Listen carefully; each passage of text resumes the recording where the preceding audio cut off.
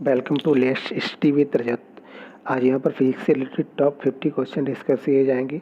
इससे पहले मैंने 2 वीडियो और बनाए हैं जो फिजिक्स की हैं, काफ़ी इंपॉर्टेंट सीरीज़ है, तो वो भी वीडियो आप देख लीजिएगा। ये मेरा 3rd वीडियो है। इस प्रकार मैं 500 MCQ कराऊंगा फिजिक्स पे, ठीक है। तो पहला यहाँ पर आज क्वेश्चन देखते हैं। रेल की पटरियों को मोड़ दिया जाता है ताकि, यानी कि रेल की पटरियाँ जो मोड़ दी जाती है यानी बैंकिंग दे दी जाती है, जिस प्रकार इसमें और भी क्वेश्चन पूछा जाता है कि सड़क को बनाते समय उसमें थोड़ा मोड़ क्यों दिया जाता है, ढलान क्यों दे दी जाती है, उसको साइंस की टर्म में बैंकिंग कहते हैं, क्यों दे दी जाती है। यहाँ पर भी पूछा गया है रेल की पटरियों को क्यों मोड़ दिया जाता है, यानी थोड़ा मोड़ क्यों दिया जाता है अंदर की तरफ।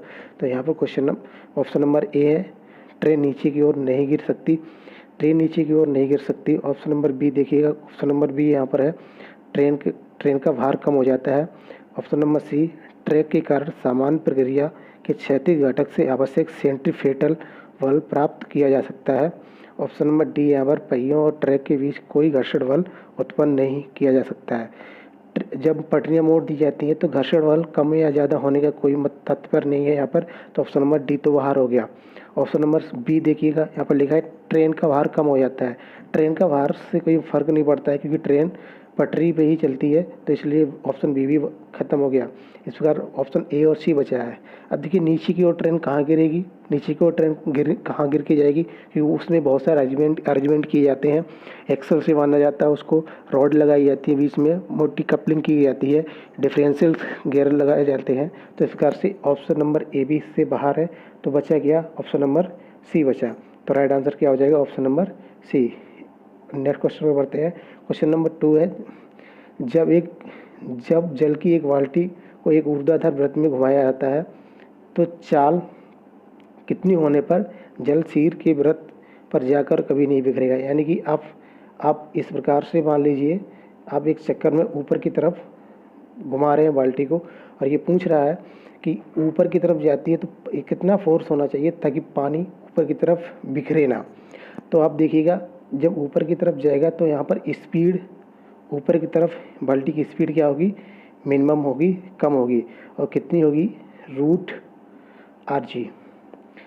और जो सरफेस जो टेंशन होगा ना, यानी तनाव जो होगा ना, वो कितना होगा, 0 होगा। जब ये नीचे की तरफ आप जाएंगे तो नीचे की तरफ स्पीड क्या होगी, ज़्यादा होगी। स्पीड कितनी होगी, स्पीड होगी यहाँ पे √5RG, जबकि तनाव यहाँ पर कितना होगा, तनाव होगा 6 mg, ठीक है। तनाव कितना होगा, 6 mg। तो यहाँ पर आप देखिएगा, यहाँ पर पूछा गया आपसे, जब जल की एक बाल्टी को एक ऊर्ध्वाधर वृत्त में घुमाया जाता है तो चाल कितनी होने पर जल वृत्त के शीर्ष पर जाकर कभी नहीं बिगड़ता। तो ऑप्शन नंबर ए देखिएगा आप, बाल्टी में जल की मात्रा के बावजूद एक निश्चित मूल्य होना चाहिए। ऑप्शन नंबर ए गलत है। यहाँ पर देखिएगा, ऑप्शन नंबर बी देखिए, बाल्टी में जल की मात्रा के बावजूद एक निश्चित न्यूनतम मूल्य से अधिक होने पर, यानी कि एक निश्चित न्यूनतम फोर्स से अधिक फोर्स होना चाहिए। तो राइट आंसर क्या बन जाएगा, option number B. Next question पे देखते हैं। नेक्स्ट क्वेश्चन यहाँ पर है, यहाँ पर पूछा गया नेक्स्ट क्वेश्चन में है, सिद्धांत पर वॉशिंग मशीन कार्य करती है। यहाँ पर थोड़ा मिस्टेक है, यहाँ पर लिखा होना चाहिए किस सिद्धांत पर वॉशिंग मशीन कार्य करती है। ऑप्शन नंबर ए है डायलिसिस, ऑप्शन नंबर बी है प्रसार, ऑप्शन नंबर सी है विपरीत परासरण, ऑप्शन नंबर डी है यहाँ पर अपकेंद्रण। मैंने इससे पहले भी क्वेश्चन वीडियो में बता रखा है। राइट आंसर क्या होगा, अपकेंद्रण, ठीक है। अपकेंद्रण का मतलब क्या होता है कि जैसे कोई सर्कल है, सर्कल से हमेशा बाहर की तरफ जो एक डायरेक्शन में बल लगता है उसको क्या कहते हैं, अपकेंद्रण बल। जबकि इसके विपरीत क्या होता है, जब कोई सर्कल में अंदर की तरफ एक फोर्स लगता है जिसको कहते हैं अविकेंद्रीय बल। तो राइट आंसर क्या होगा, ऑप्शन नंबर डी। अब यहाँ पर हम देख लेते हैं विपरीत परासरण की क्रिया को आप समझते हैं। परासरण की क्रिया जैसे यहाँ से लेके पॉइंट ए से पॉइंट बी तक किसी चीज़ की पहुँचने की दर को पहुँचती है ना, उसी को क्या कहते हैं, परासरण करते हैं। तो यहाँ पर ऑप्शन नंबर डी राइट हो जाएगा। नेक्स्ट क्वेश्चन पर बढ़ते हैं। नेक्स्ट क्वेश्चन पूछा गया है, स्थिर वेग से चलती हुई ट्रेन से एक व्यक्ति प्लेटफॉर्म पर एक गेंद गिराता है। यानी कि ट्रेन अपनी एक इस निश्चित स्पीड से आगे की तरफ जा रही है, और यहाँ पे कह रहा है कि व्यक्ति जो है ना, एक गेंद को बाहर की तरफ गिराता है। गेंद का मार्ग जो किसी पर्यवेक्षक द्वारा प्लेटफॉर्म पर देखने पर लगेगा, यानी कि यहाँ पर कोई व्यक्ति खड़ा है मान लो, और वो उसको ये गेंद का पथ किस प्रकार का दिखाई पड़ेगा। ऑप्शन नंबर ए, एक सीधी रेखा में, एक वृत्त, एक परवल है या इनमें से कोई नहीं। सीधी रेखा में कब बनेगा इसको देखते हैं। सीधी रेखा में जब बनेगा जब आप यहाँ पर खड़े हैं और ऊपर की तरफ किसी बॉल को उछाल दें और वापस आपके हाथ में ही आ जाए, हाथ से आपने ऊपर की तरफ उछाला वापस हाथ में आ जाए, तो इस प्रकार का जो पथ कहलाता है वो सीधी रेखा में कहलाएगा। तो यहाँ पर एक सीधी रेखा तो नहीं होगी क्योंकि आगे की तरफ ट्रेन चली जाएगी और गेंद आपकी पीछे की तरफ ही गिरेगी। ठीक है, ऑप्शन नंबर ए कट जाएगा। एक व्रत, व्रत कैसे भी नहीं हो सकता है। व्रत में क्या होगा कि आप एक सेंटर के अबाउट खड़े हो जाइएगा और रस्सी लीजिए, रस्सी से कोई भी चीज़ बांध लीजिएगा, इस तरह राउंड राउंड चक्कर लगाइएगा, तो ये एक व्रत में होगी। तो ऐसा तो हो नहीं रहा क्योंकि यहाँ पे ट्रेन आगे की तरफ मूवमेंट कर रही है, तो ऑप्शन ए भी हो गया बाहर, ऑप्शन बी भी बाहर हो गया। तो इस प्रकार से ऑप्शन नंबर सी और डी बच रहा है। तो ऑप्शन नंबर डी बाहर है, क्या बचेगा, एक परवल है। ठीक है, हमेशा एक पैराबोला देखो यहाँ ही पड़ता है। नेक्स्ट क्वेश्चन पर पढ़ते हैं। नेक्स्ट क्वेश्चन यहाँ पर देखिएगा। नेक्स्ट क्वेश्चन है यहाँ पर, यदि कोई ट्रेन में बैठा लड़का जो समान वेग से चल रहा है एक गेंद को सीधे वायु में फेंकता है, तो गेंद, यानी कि कोई लड़का है ट्रेन में चल रहा है, ट्रेन चल रही है और वो उस ट्रेन में बैठा हुआ है, तो ये कह रहा उसने गेंद को फेंका है और गेंद किसके संपर्क में, ध्यान से देखिएगा, वायु के संपर्क में। यानी कि अगर वायु यहाँ पर बोला गया तो वायु भी कुछ ना कुछ अपना फोर्स लगाएगी। तो वो पूछ रहा है तो गेंद पर क्या इफेक्ट पड़ेगा, उसके सामने गेंद गिरेगी, ऑप्शन नंबर बी उसके पीछे गिरेगी, ऑप्शन नंबर सी उसके हाथ में गिरेगी, ऑप्शन नंबर डी इनमें से कोई नहीं। तो देखिए उसके सामने गिरेगी, उसके सामने नहीं गिरेगी क्योंकि गेंद में जो फोर्स आपने लगाया है वो एक समय बाद जो है ना कम हो जाएगा, जबकि बराबर गति से चल रहा है लड़का ट्रेन में बैठ के, तो लड़का आगे की तरफ निकल जाएगा, गेंद इसकी पीछे की तरफ रह जाएगी। तो ऑप्शन नंबर ए बाहर हो जाएगा, उसके पीछे गिरी। बिल्कुल सही बात है, वायु की घर्षण की वजह से गेंद उसके पीछे की तरफ गिरेगी। तो ऑप्शन नंबर सी भी बाहर हो गया, ऑप्शन नंबर डी भी बाहर हो गया। नेक्स्ट क्वेश्चन पे चलते हैं। नेक्स्ट क्वेश्चन दे रखा है यहाँ पर, एक टावर के शीर्ष पर खड़े एक आदमी के पास दो गोले हैं, यानी कि उसके पास टावर पे खड़ा व्यक्ति है, उसके पास दो गोले हैं, गोला ए और गोला बी।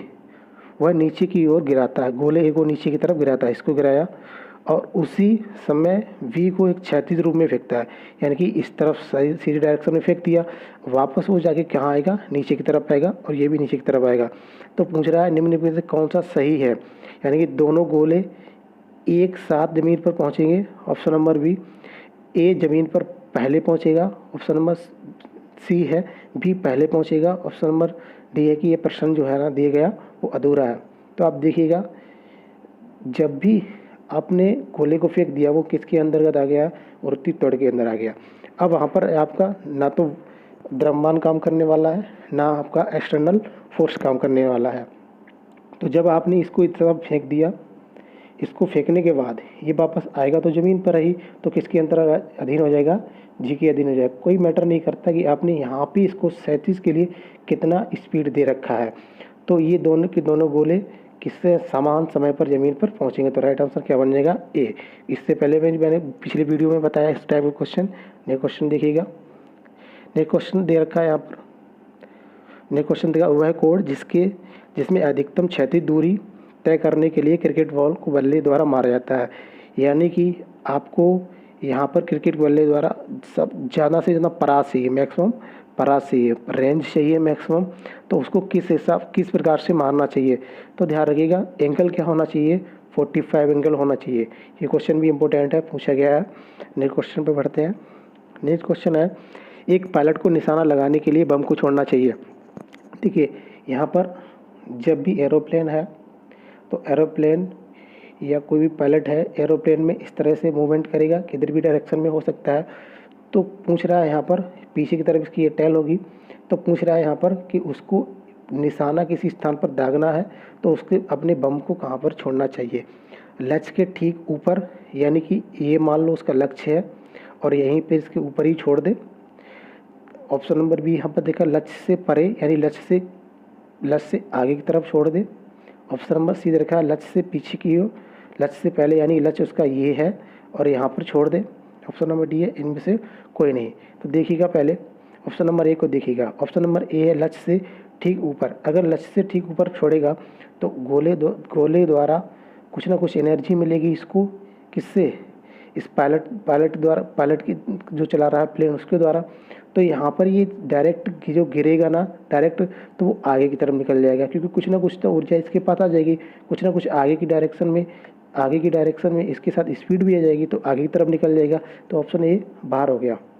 लक्ष्य से परे, अगर वो गोला आगे की तरफ छोड़ेगा, अगर वो गोला यहाँ पर आगे की तरफ छोड़ेगा लक्ष्य से, तो वो आगे तो निकल ही जाएगा और भी आगे जाके गिरेगा जाके। तो ऑप्शन नंबर ए भी बाहर, ऑप्शन नंबर बी भी बाहर। ऑप्शन नंबर सी देखते हैं, ऑप्शन नंबर सी राइट है, लक्ष्य से पहले। अगर वो इस तरफ इस डायरेक्शन में मुड़ के जा रहा है और लक्ष्य उसका ये है, तो उसको गोला यहाँ पर दागना पड़ेगा, जो कि कुछ स्पीड इसकी गोले में होगी और स्पीड से यहाँ पर वो आके टकरा जाएगा। तो इस प्रकार से ऑप्शन नंबर सी राइट बनेगा। नेक्स्ट क्वेश्चन में चलते हैं।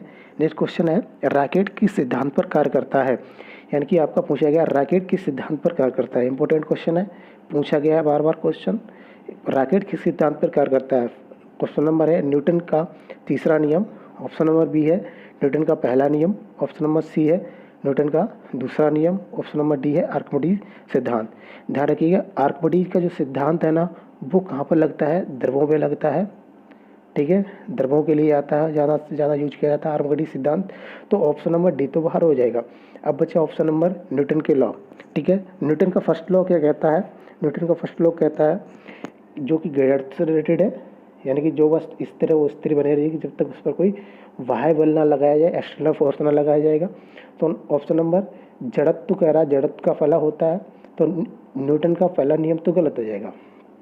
ऑप्शन नंबर दूसरा देखिएगा, अब यहाँ पर देखते हैं option number C. Option number C देखिएगा, न्यूटन का जो दूसरा नियम है, न्यूटन का दूसरा नियम है वो F = ma, यानी कि वो किसको डिफाइन करता है, वो डिफाइन करता है बल को। तो ऑप्शन नंबर सी भी यहाँ से बाहर हो जाएगा, ए बाहर हुआ, सी बाहर हुआ, बी बाहर हुआ, और यहाँ पर राइट आंसर क्या बनेगा, तीसरा नियम न्यूटन का थर्ड लॉ, ठीक है। थर्ड लॉ में आप समझिएगा, जैसे रॉकेट ऊपर की तरफ जा रहा है, मान के चलो ये कोई रॉकेट है, रॉकेट ऊपर की तरफ जा रहा है, तो नीचे की तरफ उसमें क्या लगेंगे, गैसेस निकलेंगी, नीचे की तरफ क्या निकलेंगे, गैसेस, और ये क्या करेंगे, नीचे की डायरेक्शन में फोर्स लगाएंगी और ये आगे की तरफ बढ़ता चला जाएगा। क्योंकि न्यूटन का थर्ड लॉ क्या कहता है कि बराबर और विपरीत प्रतिक्रिया होती हैं, ठीक है। तो और ये रॉकेट के सिद्धांत पर कार्य करता है, ये भी याद रखिएगा, ये रॉकेट संवेग संरक्षण पर कार्य करता है। किस पर, संवेग संरक्षण, ठीक है। तो नेक्स्ट क्वेश्चन पर बढ़ते हैं। नेक्स्ट क्वेश्चन देखिए, रॉकेट का कार्य निम्नलिखित किस सिद्धांत पर आधारित है। अभी मैंने पिछला क्वेश्चन में बताया रॉकेट का कार्य किस सिद्धांत पर आधारित है। ऑप्शन नंबर ए संवेग का संरक्षण, ऑप्शन नंबर बी द्रव्यमान का संरक्षण, ऑप्शन सी ऊर्जा का संरक्षण, ऑप्शन डी कोणीय संवेग का संरक्षण। तो आप पहले देखिएगा, मैंने पिछले उसमें बताया किस पर आधारित है, संवेग संरक्षण पर। संवेग को आप जानते हैं, संवेग बराबर होता है m/v, इसको याद रखिएगा, ठीक है। नेक्स्ट क्वेश्चन पर बढ़ते हैं। नेक्स्ट क्वेश्चन है यहाँ पर, बस में खड़ी यात्री को बस के अचानक घूम जाने पर बाहर की ओर फेंक दिया जाता है। यानी कि ये मान लीजिए कोई बस खड़ी है, इस तरह से मान लीजिए ये कोई बस खड़ी है और बस में कोई यात्री यहाँ पर बैठा हुआ है। अब ये बस जो है ना जाने तो चाहिए सीधी डायरेक्शन में, लेकिन वो इस तरह से घूम जाए तो उसको ऐसा अनुभूत होता है कि वो बाहर की तरफ यात्री खिड़कियों द्वारा निकल रहा है। तो ध्यान रखिएगा ऐसा क्यों होता है, क्योंकि एक अभी मैंने बताया संवेग जो होता है ना वो कैसी राशि है, संवेग जो है ना वेग भी है इसमें और संवेग यानी कि यहाँ पर दिशा भी है, यानी ये सदिश राशि है। और सदिश राशि में क्या होगा कि सदिश राशि में इसकी दिशा की वजह से उसको बाहर की ओर प्रतिदित या खिंचाव महसूस होता है। तो आप यहाँ पर देखिएगा ऑप्शन नंबर ए क्या है, उस पर बाहर की ओर खिंचाव लगेगा, बिल्कुल राइट आंसर है, उस पर बाहर की ओर खिंचाव लगेगा। इसमें देखिए, इसमें एक क्वेश्चन और बन सकता है। यहाँ पर अगर आपसे ये पूछ ले कि चलते चलते कोई अगर बस चल रही है और बस चलते चलते उसमें अचानक ब्रेक मार दिया जाता है तो यात्री आगे की ओर क्यों झुक जाते हैं। तो ध्यान रखिएगा, यात्रियों का जो शरीर होता है ना वो बस के साथ कैसा आ चुका है, मोशन में भी आ चुका होता है। जब आप ब्रेक मार देते हैं तो फिर क्या होता है, ब्रेक मारने पर उनका गाड़ी तो विरामावस्था में पहुंच जाती है यानी, लेकिन उनका शरीर जो है ना अभी भी मोशन में है, ठीक है। तो यहाँ पर जड़त्व का नियम भी कार्य करता है, नेक्स्ट क्वेश्चन पर बढ़ते हैं। तो इस क्वेश्चन के लिए राइट आंसर क्या बनेगा? इस क्वेश्चन के लिए राइट आंसर जो बनेगा ऑप्शन नंबर ए बनेगा। नेक्स्ट क्वेश्चन पर बढ़ते हैं। नेक्स्ट क्वेश्चन में दे रखा है, एक गेंद को पकड़ने के दौरान एक खिलाड़ी अपने हाथों को नीचे की ओर क्यों खींच लेता है? ध्यान रखिएगा, नीचे की ओर क्यों खींच लेता है? क्यों खींच लेता है? ऑप्शन नंबर ए बल, संवेग, आवेग और पकड़ने के समान। ठीक है, तो राइट आंसर यहाँ पर बनेगा ए। ठीक है, राइट आंसर बनेगा ए, क्योंकि यहाँ पर अगर पीछे की तरफ खींच लेगा तो न्यूटन का थर्ड लॉ क्या कहता है कि every action has equal reaction. ठीक है, तो यहाँ पर क्या है, उसका बल जो है ना उसके हाथों में थोड़ा कम लगेगा, इसलिए राइट आंसर का बनेगा option number A. Next question पर चलते हैं। त्वरण होता है, यानी कि आपसे पूछा है त्वरण कैसा होता है, तो आप देखिएगा त्वरण यहाँ पर पूछा गया है। त्वरण क्या होता है? बल के विलोमानुपाती, द्रव्यमान के विलोमानुपाती, सी ऑप्शन है द्रव्यमान के समानुपाती या बल के समानुपाती। तो आप यहाँ पर देखिएगा त्वरण क्या होता है? त्वरण F equal to M into A, F equal to M into A. अगर F equal to M into देखेंगे ना तो आपको पहला ऑप्शन मिल रहा है त्वरण जो है ना बल के विलोमानुपाती, यानी कि बल के उल्टा पूछ रहा है, तो ये गलत है कैसा? बिल्कुल डायरेक्टली प्रोपोर्शनल है, यानी कि समानुपाती होना चाहिए था। ऑप्शन बी है द्रव्यमान की विलोमानुपाती, द्रव्यमान की विलोमानुपाती नहीं। ठीक है, ऑप्शन नंबर यहाँ पर सी देखिएगा द्रव्यमान के समानुपाती, द्रव्यमान के समानुपाती भी नहीं होगा यहाँ पर। ठीक है, यहाँ पर दे रखा है ऑप्शन नंबर डी बल के समानुपाती। राइट आंसर क्या बनेगा? एफ डायरेक्टली प्रोपोर्शनल टू ए। ठीक है, नेक्स्ट क्वेश्चन पर बढ़ते हैं। नेक्स्ट क्वेश्चन देखते हैं, निम्नलिखित में से किस वजह से पत्थर पर लात मारने से एक व्यक्ति को चोट लगती है? ठीक है, कह रहा है यहाँ पर एक व्यक्ति को चोट क्यों लगती है? अगर कोई पत्थर पड़ा है और आपने अपना पैर इस पर पत्थर पे पैर मारा है तो उसको चोट क्यों लगती है आपके पैर पे? ऑप्शन नंबर ए जड़त्व के कारण, ऑप्शन बी है वेग के कारण, ऑप्शन सी है प्रतिक्रिया के कारण, ऑप्शन नंबर डी है संवेग के कारण। तो आप पता होना चाहिए राइट आंसर क्या बनेगा? सी। क्या राइट आंसर क्या बनेगा? सी, क्योंकि प्रतिक्रिया, क्योंकि न्यूटन का थर्ड लॉ क्या कहता है? न्यूटन का थर्ड लॉ कहता है आप किसी वस्तु पर जितना फोर्स लगाएंगे ना उतना ही वो आपके ऊपर भी अपोजिट डायरेक्शन में फोर्स लगाएगी। तो राइट आंसर क्या बनेगा? सी। नेक्स्ट क्वेश्चन पर बढ़ते हैं।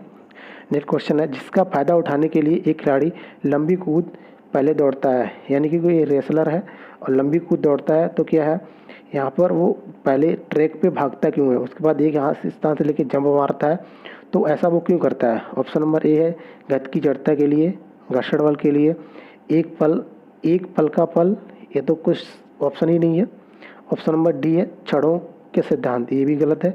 ऑप्शन नंबर ए, देखिए यहाँ पर भागने से उसकी घर्षण से मतलब नहीं है, क्योंकि यहाँ पर सतह चेंज करने पर घर्षण का बल का मान जो है कम या बढ़ सकता है, यानी कि जो म्यू जो डिपेंड होता है वो हमेशा डिपेंड होता है किस पर?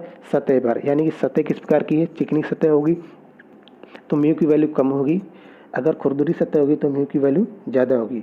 अगर म्यू की वैल्यू ज़्यादा होगी तो वहाँ पर घर्षण ज़्यादा लगेगा, और जहाँ पर म्यू की वैल्यू कम हो जाती है तो वहाँ पर घर्षण कम लगेगा। तो यहाँ पर सतह तो यहाँ से दौड़ रहा है तो सतह तो बराबर ही है, तो ऑप्शन नंबर बी भी कट जाएगा। राइट आंसर क्या बनेगा? ऑप्शन नंबर ए गति का जड़ता। ठीक है, नेक्स्ट क्वेश्चन पर बढ़ते हैं। नेक्स्ट क्वेश्चन क्या है? नेक्स्ट क्वेश्चन देखते हैं, निम्नलिखित कण समान गतिज ऊर्जा के साथ चलते हैं, उनमें से किसकी अधिकतम गति है? ठीक है, इसमें से अधिकतम गति पूछी गई है, किसकी है? तो ऑप्शन नंबर ए देखिएगा, वहाँ पर अधिकतम गति के लिए इलेक्ट्रॉन की है। ऑप्शन नंबर बी है यहाँ पर प्रोटॉन की है। ऑप्शन नंबर सी ड्यूट्रॉन की है। ऑप्शन नंबर डी अल्फा कण की है। इसको आप याद रखिएगा, अल्फा कण, जिसका द्रव्यमान ज़्यादा होगा ना, जिसका द्रव्यमान ज़्यादा होगा उसकी गतिज ऊर्जा भी हमेशा ज़्यादा होती है। नेक्स्ट क्वेश्चन पर बढ़ते हैं। नेक्स्ट क्वेश्चन देखिएगा, किसी कण को साम्यावस्था में रखने के लिए बलों की न्यूनतम संख्या कितनी है? अब यहाँ पर देखिएगा, यहाँ पर पूछेगा न्यूनतम संख्या। जब भी आप साम्यावस्था में रखेंगे, जैसे आपने यहाँ पर इस डायरेक्शन में कोई चीज़ रखी हुई है और आपने यहाँ पर 10 न्यूटन का फोर्स लगाया है, और तो ये वस्तु क्या है, जड़त्व अपना ख़त्म करके आगे की तरफ मूवमेंट करने लगेगी। अगर आपको इक्विलिब्रियम में रखना है तो या तो आप इस फोर्स को हटाइएगा, नहीं हटाना तो इस डायरेक्शन से आप क्या करेंगे, अपोजिट डायरेक्शन से 10 न्यूटन का ही फोर्स लगा देंगे। अगर इससे कम होगा न्यूटन का फोर्स तो ये इधर की तरफ आगे की तरफ मूवमेंट कर जाएगी। लेकिन यहाँ पर जब आप यहाँ पर पूछेगा न्यूनतम फोर्स की संख्या कितनी होनी चाहिए, तो न्यूनतम फोर्स कितने होनी चाहिए, 2। न्यूनतम फोर्स कितने होने चाहिए, 2 होने चाहिए। जबकि यहाँ पर अगर आप 4 को देखना चाहें, 4 से भी बन सकता है, इधर डायरेक्शन में बराबर फोर्स, इधर का इधर से भी डायरेक्शन में, इधर का इधर से और इधर से भी डायरेक्शन में फोर्स बराबर बराबर का लगा हो तो ये इक्विलिब्रियम कंडीशन फिर भी उत्पन्न हो सकती है। बट यहाँ पर आपसे पूछा गया है न्यूनतम संख्या, तो आपको सबसे छोटी से छोटी संख्या बताई है, इसलिए 4 गलत होगा। राइट आंसर क्या बनेगा, 2 बनेगा। नेक्स्ट क्वेश्चन पे चलते हैं। नेक्स्ट क्वेश्चन है न्यूटन की गति का पहला नियम निम्न में से किस अवधारणा देता है। मैंने अभी आपको बताया न्यूटन ने 3 नियम दिए हैं। न्यूटन का फर्स्ट लॉ किस पर आधारित है, जड़त्व पर आधारित है। जड़त्व क्या कहता है, जब कोई पिंड स्थिर है तो स्थिर अवस्था में बना रहेगा, गतिमान है तो गतिमान अवस्था में बने रहेगा जब तक उस पर कोई बाह्य बल ना लगाया जाए, यानी एक्सटर्नल फोर्स अप्लाई नहीं किया जाए। तो यहाँ पर आप देखेंगे क्या राइट आंसर बनेगा, ऑप्शन नंबर डी, जड़त्व। ठीक है, ऑप्शन नंबर डी क्या बनेगा, जड़त्व बनेगा। दूसरा नियम क्या कहता है, दूसरा नियम न्यूटन का कहता है F=m/a। ये किसको डिफाइन करता है, फोर्स को डिफाइन करता है। ऑप्शन नंबर सी क्या, इसमें सी क्या है, थर्ड नंबर का लॉ क्या है, थर्ड लॉ है यहाँ पर बराबर और विपरीत प्रक्रिया का नियम। ठीक है, बराबर और विपरीत प्रक्रिया का नियम। तो इस प्रकार से ये ऑप्शन कौन सा इसमें राइट बनेगा, इसमें कौन सा राइट बनेगा, ऑप्शन नंबर इसमें राइट बनेगा डी, जड़त्व। नेक्स्ट क्वेश्चन पे बढ़ते हैं। नेक्स्ट क्वेश्चन देखते हैं। नेक्स्ट क्वेश्चन है रिपीटेड क्वेश्चन है, इसको आप देखिएगा। इसमें वही क्वेश्चन बोल रहे गोला दागने के बाद तो पीछे क्यों हट जाती हैं। नहीं, रिपीटेड नहीं है, देखिएगा गोला दागने के बाद तो पीछे क्यों हट जाती हैं, कि आपने कोई भी एक गोला इस तरह से दागा तोप में आगे की डायरेक्शन में, तो झटका सा महसूस होता है और तो फिर थोड़ी पीछे की हट जाती हैं। क्यों हट जाती हैं, ऊर्जा का संरक्षण। ऑप्शन नंबर बी दे रखा है उत्पादित गैसों द्वारा पीछे की ओर लगने वाला बल। ऑप्शन नंबर सी है न्यूटन की गति का तीसरा नियम। ऑप्शन नंबर डी है न्यूटन की गति का पहला नियम। तो राइट आंसर बनेगा ऑप्शन नंबर सी, न्यूटन की गति का तीसरा नियम। Every force has equal and opposite reaction, तो इस प्रकार से ऑप्शन नंबर सी बन जाएगा। नेक्स्ट क्वेश्चन पर बढ़ते हैं। नेक्स्ट क्वेश्चन देखिएगा, लिखा है किसी पहाड़ी पर चढ़ते समय वाहन का चालक गियर अनुपात रखता है 1 के बराबर, 1 से कम, 1 से अधिक, और यहाँ पर 1 के बराबर या उससे अधिक। तो राइट आंसर बनेगा यहाँ पर 1 से अधिक। ध्यान रखिएगा, जब गियर कम होंगे तो वहाँ पर टॉर्क ज़्यादा मिलेगा, और गियर कम होते हैं ना तो वहाँ पर पावर भी ज़्यादा सप्लाई होती है। इसलिए गियर कम रखते समय हम किसी भी ढलान पे या किसी भी चढ़ाई के ऊपर चढ़ते हैं, क्योंकि वहाँ पर हमें टॉर्क ज़्यादा प्राप्त होता है और छोटे गियर यहाँ पर काम करने लगते हैं। यानी कि गियर के मध्य जो दांत होते हैं ना, वो एक दूसरे के पास में टकराने लगते हैं, पास में फोर्स को देते रहते हैं और आगे की तरफ बढ़ाते रहते हैं। तो 1 से अधिक राइट आंसर यहाँ पर बनेगा। नेक्स्ट क्वेश्चन पर चलते हैं। नेक्स्ट क्वेश्चन दे रखा है एक रबड़ की गेंद को 2 मीटर की ऊंचाई से गिरा दिया जाता है यदि उथल के बाद ऊर्जा अपॉन वेग में कोई नुकसान नहीं हुआ है तो यह गेंद किस ऊंचाई तक जाएगी। तो आपको पता होना चाहिए, अगर कोई ऊपर से 2 मीटर से गिराई गई है गेंद और कोई फर्श पे टकराने के बाद उसकी एनर्जी में कोई लॉस नहीं हुआ है तो ये वापस जहाँ से जितनी ऊंचाई से गिरी है तो उतनी ऊंचाई तक वापस उछल जाएगी। फिर उसके बाद ये थोड़ी कम होगी, फिर कम होगी। इस प्रकार से इसकी धीरे धीरे ऊर्जा ह्रास होती चली जाएगी। तो यहाँ पर राइट आंसर क्या बनेगा, 2 मीटर ऊंचाई से गिराया गया है तो पहली बार में ये 2 मीटर ऊंचाई तक ऊपर कूद के पहुँच जाएगी। नेक्स्ट क्वेश्चन देखते हैं।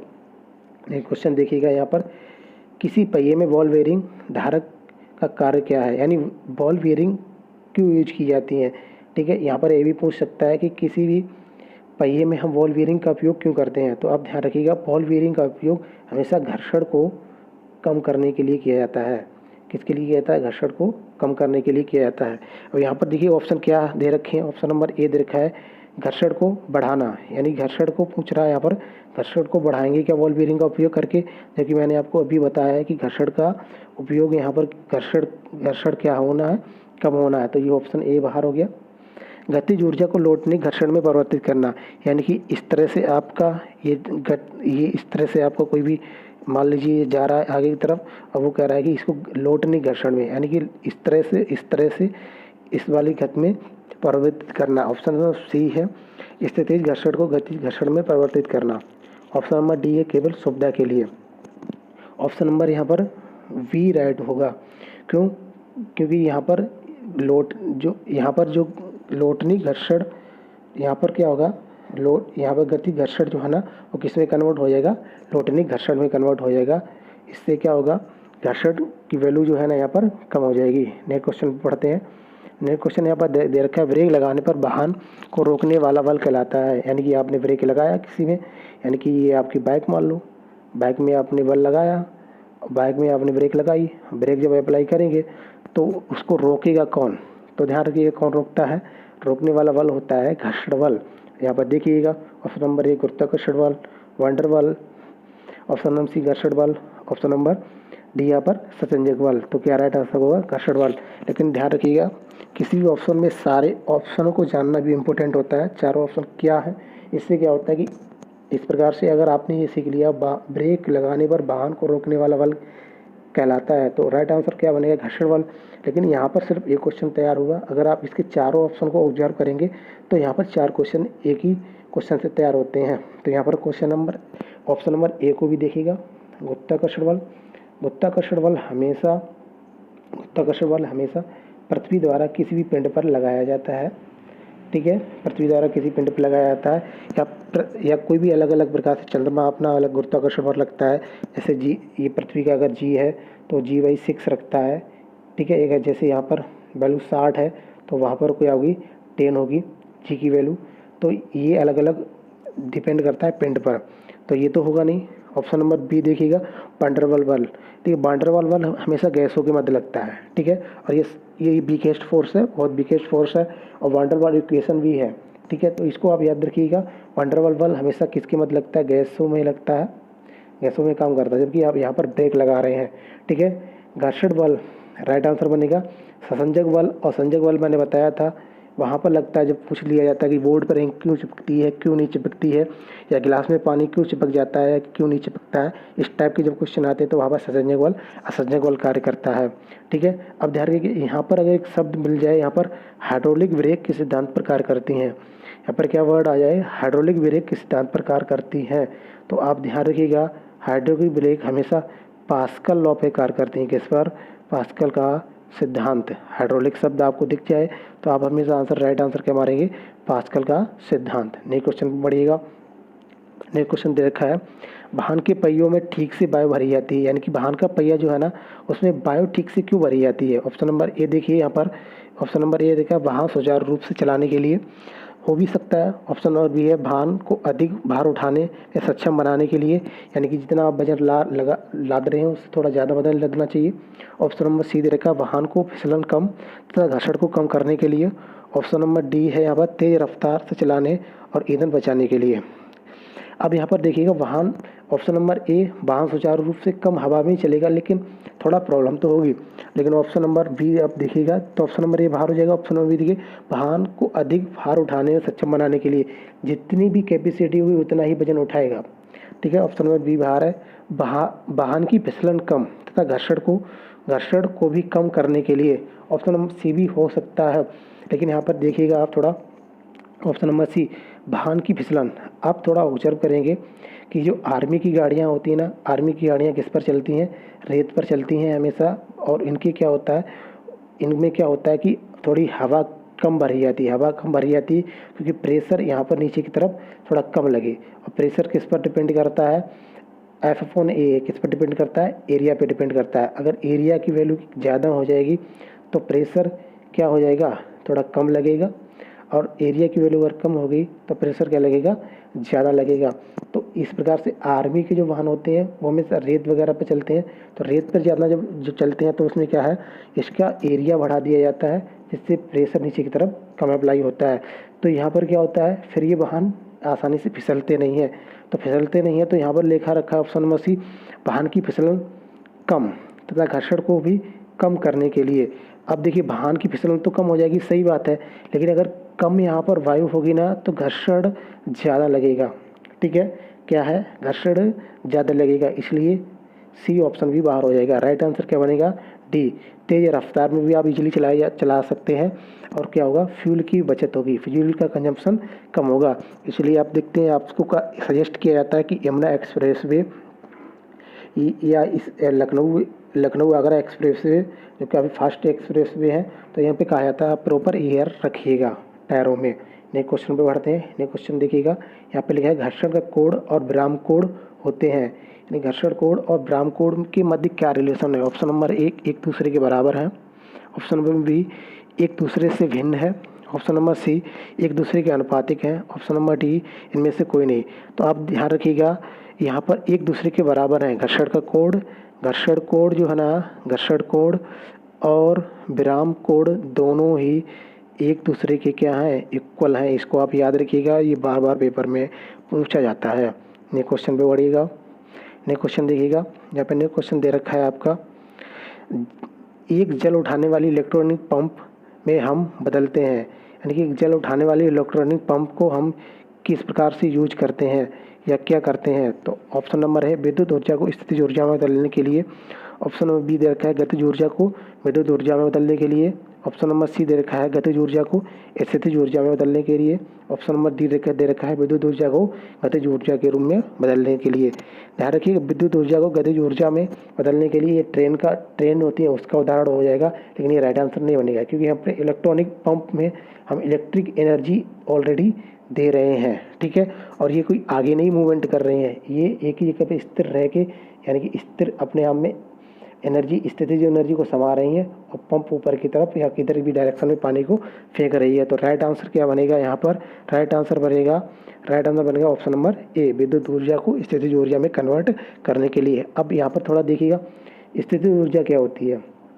स्थितिज ऊर्जा वह ऊर्जा होती है जो किसी भी वस्तु को या किसी भी कण को मोशन में लाने के लिए ज़रूरी होती है। यानी कि जिसे आपसे पूछ लिया जाएगा कि घड़ियाँ होती हैं, घड़ियों में किस प्रकार की ऊर्जा संचित रहती है, तो आप क्या राइट आंसर बनेगा वहाँ पर स्थितिज ऊर्जा राइट आंसर बनेगा। तो यहाँ पर स्थितिज ऊर्जा क्या है, जो किसी भी वस्तु को या कण को मोशन कराने के लिए प्रयोग की जाती है, वो स्थितिज ऊर्जा ही होती है। नेक्स्ट क्वेश्चन पर बढ़िए। नेक्स्ट क्वेश्चन दे रखा है, एक घड़ी की कमानी में संग्रहित ऊर्जा है। मैं अभी बताया था आपको, घड़ी की कमानी में किस प्रकार की ऊर्जा संरक्षित रहती है।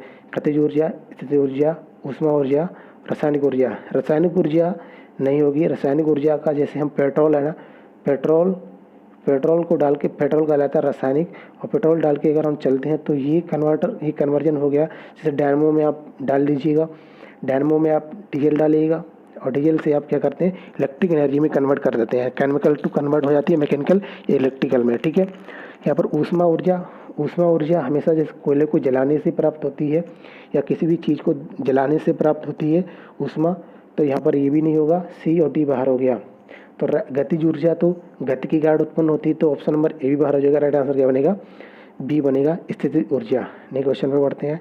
नेक्स्ट क्वेश्चन देखिएगा, गतिज ऊर्जा पर निर्भर करती है। गतिज ऊर्जा किस पर डिपेंड करती है, तो आपको पता होना चाहिए कि इक्वल टू गतिज ऊर्जा बोलते हैं 1/2 mv²। तो किस पर डिपेंड करती है, मास पर, और ये क्या है, स्पीड पर, चाल पर, ठीक है। यहाँ पर देखिए वेग पर डिपेंड करती है और यहाँ पर द्रव्यमान पर डिपेंड करती है। तो ऑप्शन नंबर है गतिमान पिंड का वेग और चाल पर। तो देखिएगा यहाँ पर द्रव्यमान नहीं कहा गया है। ऑप्शन बी गतिमान पिंड के द्रव्यमान पर, वेग नहीं कहा गया है, तो ऑप्शन ए और बी बाहर। गतिमान पिंड के दाब पर, दाब का तो कॉन्सेप्ट यहाँ आ ही नहीं सकता। ऑप्शन नंबर डी देखिएगा, गतिमान पिंड के द्रव्यमान और वेग दोनों पर, तो किस पर डिपेंड करती है, दोनों पर डिपेंड करती है। नेक्स्ट क्वेश्चन पे बढ़ते हैं। नेक्स्ट क्वेश्चन देखिएगा, नेक्स्ट क्वेश्चन दे रखा है, निम्नलिखित में से किस मामले में कार्य करने में गतिज ऊर्जा का उपयोग किया जाता है।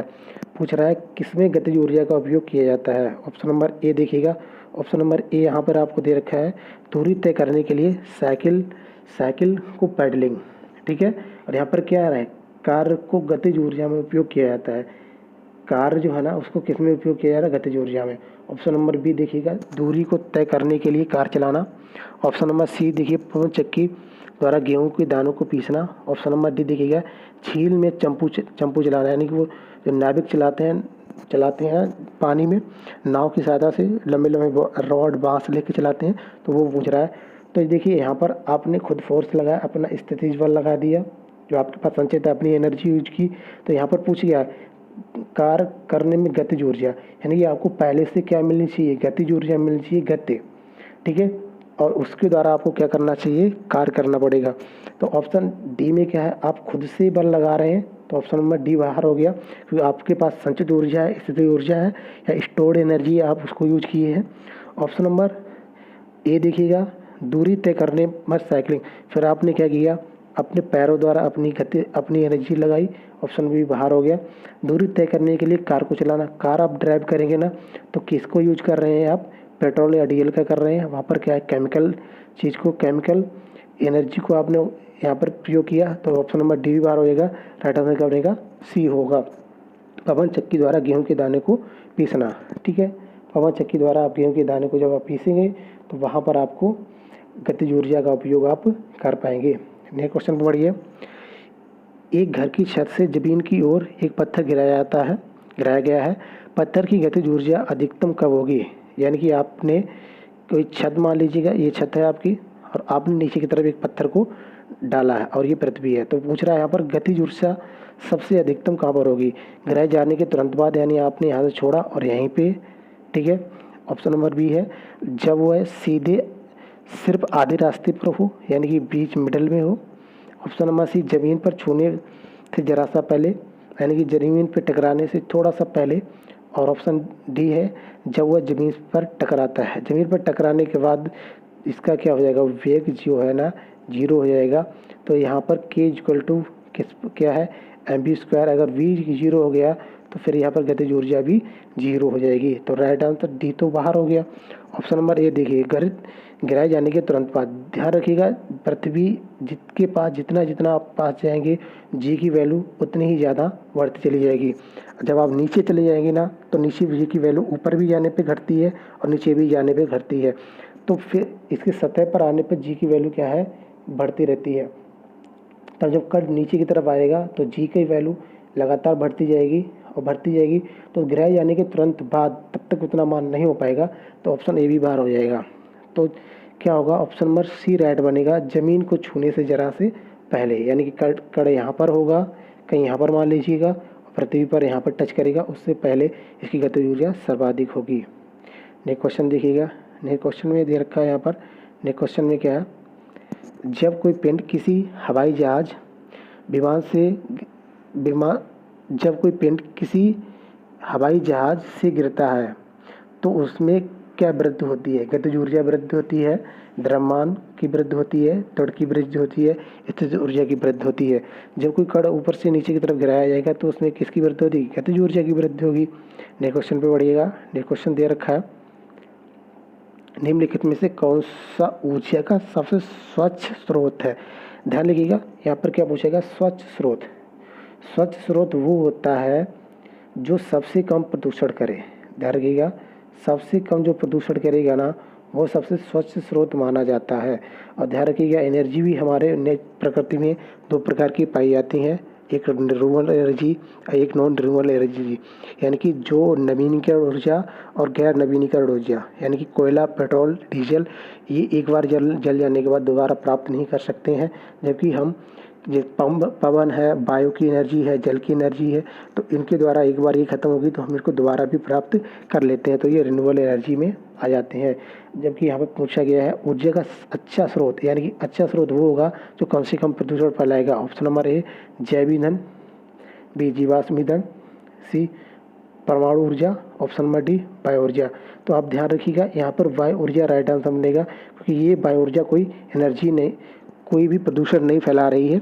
यहाँ पर आप वायु ऊर्जा के द्वारा पवन चक्की चलाते हैं, पवन चक्की से गेहूँ पीसते हैं, और बहुत सारी जगह पर ये रेगिस्तान वगैरह में जहाँ पर खुली हवा लगती है वहाँ पर उपयोग की जाती है। और ये फ्री है, एकदम फ्री भी है, कॉस्ट भी कम है, एक बार इंस्टॉलेशन चार्ज है, उसके बाद ये आसानी से फ्री में मिलती रहती है जीवन पर्यंत। तो यहाँ पर और ये प्रदूषण बिल्कुल नहीं फैलाती है। जबकि आप यहाँ पर देखें जैव ईंधन, जैव ईंधन का मतलब कंडा हो गया, इस प्रकार के जो बहुत सारे फ्यूल होते हैं उनको यूज किया जाता है। तो यहाँ पर इनके जलने के बाद क्या होता है, कुछ ना कुछ तो प्रदूषण होता है। जीवाश्म ईंधन के अंदर पेट्रोल डीजल आ गया, पेट्रोल डीजल जलता है तो आपको पता होना चाहिए पेट्रोल से सबसे ज़्यादा क्या निकलता है, लेड निकलता है। और लेड जब हमारे शरीर में पहुंचता है तो कैंसर बनाता है। तो इसलिए ऑप्शन नंबर बी भी बाहर हो जाएगा। परमाणु ऊर्जा, परमाणु ऊर्जा जानते हैं, जो न्यूक्लियर रिएक्टर होते हैं उनके द्वारा उससे परमाणु ऊर्जा प्राप्त होती है, जो काफ़ी खतरनाक होते हैं, ब्लास्ट होने पर बहुत सारा हानि करते हैं। यहाँ पर भी बहुत सारी रेडियम, थोरियम, इस प्रकार की बहुत सारी रेडियो एक्टिव तत्व यहाँ पर यूज किए जाते हैं, तो ये भी नुकसानदायक है। तो ऑप्शन नंबर क्या बनेगा, डी बायो ऊर्जा। नए क्वेश्चन पे चलिएगा। नए क्वेश्चन दे रखा है जल विद्युत शक्ति है, यानी जल विद्युत शक्ति क्या है, गैर नवीनीकरण प्राकृतिक संसाधन। ऑप्शन बी नवीनीकरण और गैर नवीनीकरण प्राकृतिक संसाधनों का मिश्रण। ऑप्शन नंबर सी ना तो नवीनीकरण और ना ही गैर नवीनीकरण। ऑप्शन नंबर डी है नवीनीकरण प्राकृतिक संसाधन। मैंने अभी बताया क्या है, जल विद्युत ऊर्जा क्या है, एक बार आप इसको यूज कर लिए तो दोबारा फिर से आप प्रयोग में ला सकते हैं। तो ये नवीनीकरण प्राकृतिक संसाधन है। नए क्वेश्चन पे बढ़िएगा। नए क्वेश्चन क्या दे रखा है, नए क्वेश्चन दे रखा है निम्नलिखित में से कौन सा वैश्विक रूप से ऊर्जा का दूसरा सबसे बड़ा स्रोत है। ऊर्जा का दूसरा सबसे बड़ा पूछा गया, ध्यान रखिएगा, पहला नहीं पूछा गया, दूसरा ऊर्जा का सबसे बड़ा स्रोत पूछा गया है। क्या जीवाश्म ईंधन है, नाभिकीय ऊर्जा है, नवीनीकरण ऊर्जा है, या इनमें से कोई नहीं। ध्यान रखिएगा, जीवाश्म ईंधन पहला स्रोत है जो 80% यूज किया जाता है। पेट्रोल, डीजल, कोयला, मोम, इस प्रकार के ये कैरोसिन, ये सारे के सारे केस में आ जाते हैं जीवाश्म ईंधन में, और ये 80% यूज किया जाता है। दूसरे नंबर पर यहाँ पर क्या आता है, सेकंड नंबर पे आता है यहाँ पर नवीनीकरण ऊर्जा, पवन चक्की हुई, फोटो इलेक्ट्रिक सेल हो गया, इस प्रकार की बहुत सारी चीज़ें चल रही हैं और काफ़ी प्रमोट भी किया जा रहा है इनको। तो ये इनका योगदान 17 to 18% की तरफ है, अब तो बढ़ गया है, ये 19 के करीब हो गया, 19-20 करीब हो गया। और तीसरे नंबर पे यहाँ पर आती है नाभिकीय ऊर्जा। नाभिकीय ऊर्जा का यहाँ पर 3 to 4% सिर्फ है। तो राइट आंसर आपका क्या बनेगा, नवीनीकरण ऊर्जा। और नवीनीकरण ऊर्जा फ्री है, सेफ है और इजीली अवेलेबल भी है। नए क्वेश्चन पे चलिएगा। नए क्वेश्चन यहाँ पर देखिएगा। नए क्वेश्चन यहाँ पर दे रखा है मनुष्य को ज्ञात सबसे पुरानी प्रकार की ऊर्जा बताइए, यानी कि सबसे पुरानी प्रकार की मनुष्य को ज्ञात कौन सी ऊर्जा है जो उसको सबसे पुरानी पहले से पता रखी है। पवन ऊर्जा, सौर ऊर्जा, ज्वारीय ऊर्जा, भूतापीय ऊर्जा। ध्यान रखिएगा, एक एक ऑप्शन को देखिए। ऑप्शन नंबर डी क्या कह रहा है, भूतापीय ऊर्जा। भूतापीय ऊर्जा वो होती है जो पृथ्वी से प्राप्त होती है। पृथ्वी के अंदर बहुत सारे खनिज पाए जाते हैं। बहुत सारे खनिजों में आपको देखेंगे तो यहाँ पर पेट्रोल, डीजल से लेके या यहाँ पर इसका टेम्परेचर बढ़ने के बाद जब लावा हवा निकलता है तो इस प्रकार से उसमें CO2 गैस, जलवाष्प निकलती है, तो वो भूतापीय ऊर्जा कहलाती है। इसको संचित कर लें, एनर्जी में कन्वर्ट कर लें तो भूतापीय ऊर्जा। ज्वारीय ऊर्जा, ज्वार भाटा आपने नाम सुना होगा, टाइड्स जो होती है ना, टाइड वेव्स, टाइड्स जो आती है ना, वो किस में आती हैं, समुद्र में आती हैं। तो ये तो उसको पहले से ज्ञात नहीं थी, ना तो ये ज्ञात था ना उसको ये ज्ञात था। सौर ऊर्जा, सौर ऊर्जा का प्रचलन अभी 2011 के बाद, 2011 से और 2015 के मध्य ये बूस्टअप हुआ है। तो सौर ऊर्जा का उसको ज्ञान नहीं था क्योंकि इसमें सेमीकंडक्टर, सिलिकॉन और जर्मेनियम का ज़्यादा यूज किया जाता है, जबकि पहले पुराने समय में मनुष्य सिलिकॉन और जर्मेनियम, सेमीकंडक्टर को सही प्रकार से नहीं जानता था। तो ऑप्शन नंबर ए बनेगा, पवन ऊर्जा। आपने नाम सुन रखा होगा ज्योग्राफी में, ट्रेड विंड्स। पहले लोग क्या करते थे, जिस डायरेक्शन में हवा चलती थी उसी डायरेक्शन में यात्राएं किया करते थे।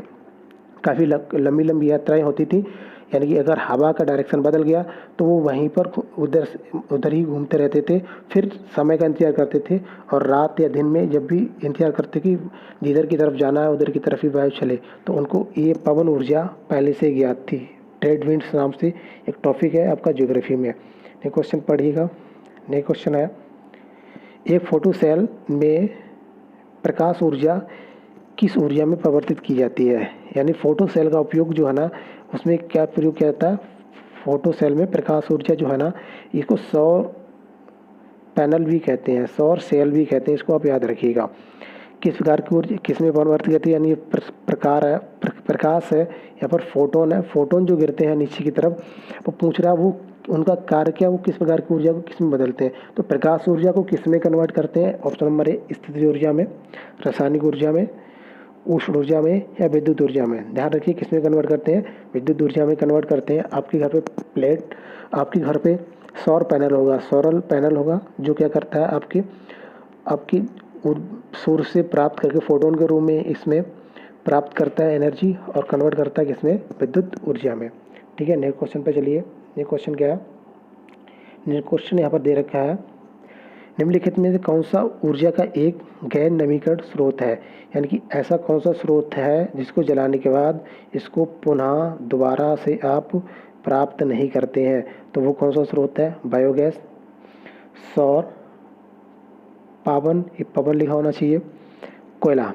ठीक है, तो ध्यान दीजिए ये पवन होना चाहिए, बायोगैस, सौर और पवन, इनको आप जलाने के बाद दोबारा से प्राप्त कर सकते हैं, जबकि कोयला आप दोबारा से प्राप्त नहीं कर सकते हैं। कोयला एक बार जल जाने के बाद राख बचती है और उसमें ऊर्जा प्रदान हो जाती है।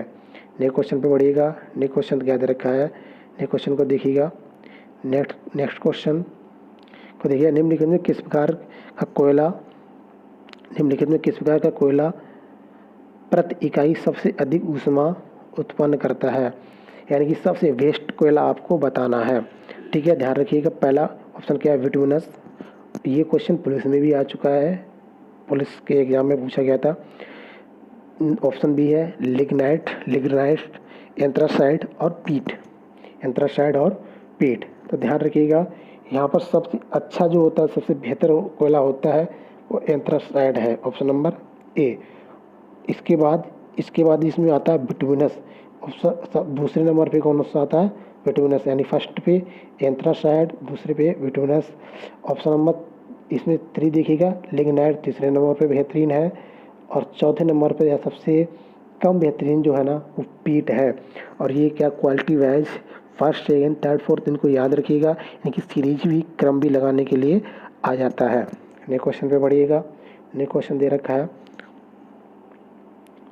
वह ऊर्जा जो पृथ्वी की सतह के नीचे जमा ऊष्मा का दोहन कर सकती है कहलाती है तापीय ऊर्जा, नाभिकीय ऊर्जा, ज्वारीय ऊर्जा, भूतापीय ऊर्जा। तो राइट आंसर क्या बनेगा यहाँ पर, भूतापीय ऊर्जा। भू माने पृथ्वी के अंदर जो समाहित रहती है, नीचे की तरफ दोहन करती रहती है, वो क्या कहलाती है, भूतापीय ऊर्जा कहलाती है। नेक्स्ट क्वेश्चन में बढ़ेगा।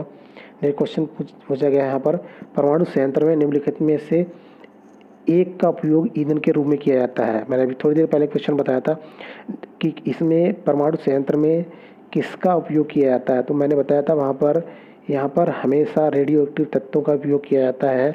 जैसे आप यूरेनियम लीजिएगा, यूरेनियम 235 है, यूरेनियम 233 है, प्लूटोनियम 239 है, और भी हैं। ये सारे के सारे क्या है, रेडियो एक्टिव तत्व है और इन्हीं का प्रयोग किया जाता है। तो यहाँ पर पहला ऑप्शन देखिए, कोयला है, यूरेनियम है, रेडियम है और डीजल है। तो यहाँ पर राइट आंसर क्या बनेगा, यूरेनियम की लगातार विखंडन अभिक्रिया चलती रहती हैं और इसलिए ये यूज किया जाता है। और ये नाभिकीय रिएक्टर में यूज करने के लिए, नियंत्रित श्रृंखला में अभिक्रिया कराने के लिए वहाँ पर कैडमियम, बोरॉन और भारी जल का उपयोग किया जाता है। इसको भी आप याद रखिएगा। नेक्स्ट क्वेश्चन में बढ़िएगा। नेक्स्ट क्वेश्चन दे रखा है, कोयले से व्यावसायिक रूप से उत्पन्न होने वाली ऊर्जा को क्या कहा जाता है, यानी कि कोयला जो है ना वो किस प्रकार की ऊर्जा देता है, क्या प्रकाश ऊर्जा देता है, गतिज ऊर्जा देता है, तापीय ऊर्जा देता है या स्थितिज ऊर्जा देता है। ध्यान रखिए क्या देता है, तापीय ऊर्जा देता है, ताप बढ़ाता है। प्रकाश जलता है लेकिन उतना प्रकाश नहीं देता है, लेकिन ताप सबसे ज़्यादा देता है। नेक्स्ट क्वेश्चन पर बढ़िए। इस तापीय ऊर्जा की वजह से इसको पुराने समय में ट्रेनों में यूज किया जाता था, कोयले को ट्रेनों में यूज किया जाता था। जो ताप ज़्यादा बढ़ने पर स्टीम भाप ज़्यादा बनती थी और भाप से क्या होता था, इंजन आगे की तरफ मूव करता था। ठीक है, नेक्स्ट क्वेश्चन पे देखिएगा। नेक्स्ट क्वेश्चन क्या दे रखा है, स्वतंत्र रूप से घूमने वाले टर्न टेबल पर एक व्यक्ति को अपनी कोणीय गति को कम करने के लिए क्या करना चाहिए, यानी कि उसको अपनी कोणीय गति को कम करना है। अगर कोणीय गति को कम करना है तो उसको क्या करना पड़ेगा, यहाँ पर ये क्वेश्चन पूछा गया है। देखिए ऑप्शन नंबर, अपने हाथों को करीब ले आए, यानी कि ये मान के चलिए ये कोई आदमी है और वो अपना हाथ को कैसा कर ले, नीचे की तरफ फोल्ड कर ले। ऑप्शन नंबर बी दे रखा है, अपने हाथों को ऊपर उठा ले, यानी कि अब वो अपने हाथ को कहाँ ले जाए, ऊपर की तरफ कर ले। ऑप्शन नंबर सी, अपने हाथों को बाहर की तरफ फैलाए, यानी कि उसके जो हाथ है ना वो इस तरह से इस तरह से बाहर की तरफ फैला ले। ऑप्शन नंबर डी दे रखा है उठे हुए हाथों से बैठ जाए, यानी कि जो उठे हुए हाथ हैं ऐसे ऊपर हाथ रख ले और नीचे की तरफ बैठ जाए। तो आप इसको देखिएगा, देखिए यहाँ पर एक कंसेप्ट आता है, यहाँ पर एक कंसेप्ट आता है जड़त्व आघूर्ण का। तो क्या होगा यहाँ पर, जब हम जड़त्व आघूर्ण को बढ़ाते हैं तो क्या होता है, उसके सेंटर को यानी जड़त्व आघूर्ण को दूर की तरफ ले जाते हैं। यहाँ पर L=IW होता है, आई ओमेगा होता है सॉरी, तो आई क्या है, जड़त्व आघूर्ण होता है। ठीक है, तो अगर हम जब वस्तु के द्रव्यमान को थोड़ा दूर, द्रव्यमान जो है ना उसको केंद्र से थोड़ा दूर ले जाएं, जड़त्व आघूर्ण को थोड़ा दूर की तरफ ले जाएं, तो फिर क्या होगा, यहाँ पर क्या होता है, यहाँ पर कोणीय गति का जो मान है वो थोड़ा कम हो जाता है। तो उसको अगर वो हाथ दूर की तरफ करना है तो यानी कि उसका एरिया बढ़ना चाहिए, और एरिया बढ़ना चाहिए तो ऑप्शन ए में देखिएगा अपने हाथों को करीब ले आएगा तो एरिया घट जाएगा। ऑप्शन नंबर बी में देखिए अपने हाथों के ऊपर उठा ले, अपना हाथ ऊपर अगर उठा लेगा तो अगेन एरिया सेम ही रहेगा या थोड़ा कम ही होगा। ऑप्शन नंबर सी देखिए अपने हाथ को बाहर की तरफ फैला ले, यानी कि हाथ बाहर की तरफ फैला लेगा तो उसका केंद्र जो उसका द्रव्यमान केंद्र है ना वो शिफ्ट हो जाएगा और राइट शिफ्ट हो जाएगा, जिससे क्या है कोणीय गति कम हो जाएगी। तो राइट आंसर क्या बनेगा, option number C. Next question पे बढ़िएगा। नेक्स्ट क्वेश्चन दे रखा है दौड़ के दौरान एक स्प्रिंटर के गुरुत्वाकर्षण का केंद्र है, यानी कि दौड़ के दौरान जो है ना एक दौड़ने वाला व्यक्ति है तो उसका गुरुत्वाकर्षण केंद्र क्या होता है, उसके पैरों के आगे होता है, उसके पैरों के पीछे होता है, शरीर के केंद्र में होता है, शरीर की बाईं तरफ होता है। तो ध्यान रखिएगा दौड़ने वाले के हमेशा उसके पैरों के आगे की तरफ होगा। Right answer A option. अगले क्वेश्चन पे चलिए। दोनों हाथों से एक एक बाल्टी जल ले जाना आसान है, जबकि केवल एक हाथ में एक बाल्टी ले जाना कठिन। ऑप्शन नंबर ए बाल्टियों के भार संतुलित होते हैं।